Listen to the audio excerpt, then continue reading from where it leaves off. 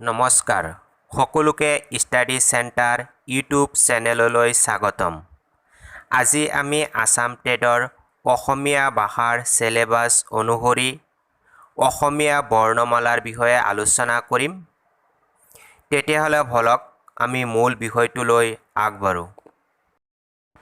অসমীয়া বৰ্ণমালা প্ৰধানকৈ দুই প্ৰকাৰৰ, স্বৰবৰ্ণমালা আৰু ব্যঞ্জন বৰ্ণমালা। প্ৰথমে আমি স্বৰবৰ্ণমালাৰ বিষয়ে আলোচনা কৰোঁ।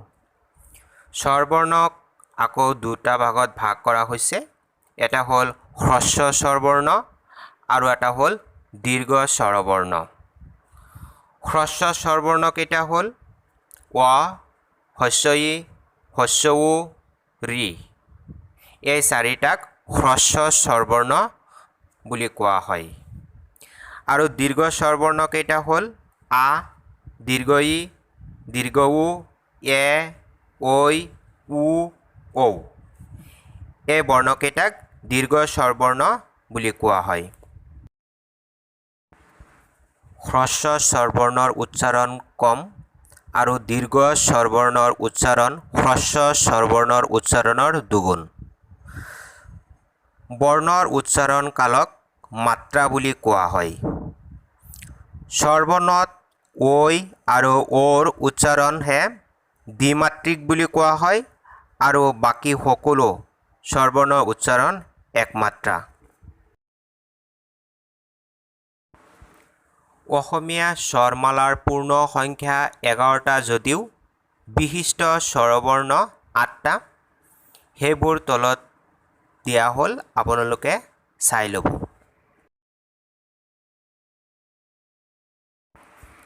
এতিয়া আমি ব্যঞ্জন বৰ্ণমালাৰ বিষয়ে আলোচনা কৰোঁ। প্ৰথমে আমি স্পৰ্শ বৰ্ণ বা বৰ্গীয় বৰ্ণৰ বিষয়ে আলোচনা কৰোঁ। কৰ পৰা মলৈকে যি 25টা বৰ্ণ আছে, এই 25টা বৰ্ণক স্পৰ্শ বৰ্ণ বা বৰ্গীয় বৰ্ণ বুলি কোৱা হয়। প্ৰথম বৰ্গ, দ্বিতীয় বৰ্গ, তৃতীয় বৰ্গ, চতুৰ্থ বৰ্গ আৰু পঞ্চম বৰ্গত মুঠ 25টা বৰ্ণ আছে। আৰু আপোনালোকে তলৰ চাৰ্টখন চাই ল'ব। আৰু এই চাৰ্টত থকা বৰ্ণকেইটাক সাধাৰণতে স্পৰ্শ বৰ্ণ বা বৰ্গীয় বৰ্ণ বোলে।